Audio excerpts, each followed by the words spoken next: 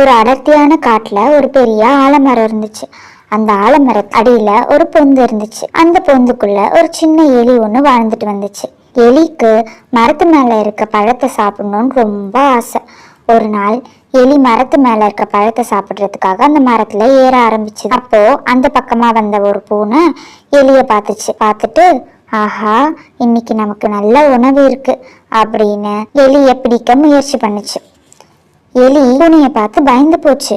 ஆனா பயத்தை வெளிக்காமிச்சுக்காம புத்திசாலித்தனமா செயல்படணும்னு நினைச்சது. உடனே பூனை கிட்ட, அதோ பார், வேட்டைக்காரன் வரான் அப்படின்னு சொல்லுச்சு. பயந்து போன பூனையோ திரும்பி பார்த்துச்சு. அந்த நேரத்தை பயன்படுத்தி எலி மரத்துல இருந்து கீழே குதிச்சு ஓடி போய் தன்னோட பொந்துக்குள்ள ஒளிஞ்சிருச்சு. ஏமாந்து போயிடுச்சு. எப்படிப்பட்ட ஆபத்தான நேரத்திலயும் புத்திசாலித்தனமா செயல்பட்டோம்னா அதுல இருந்து தப்பிச்சுக்கலாம். சரி, ஓகே, அடுத்த கதையில பார்க்கலாம். டாடா.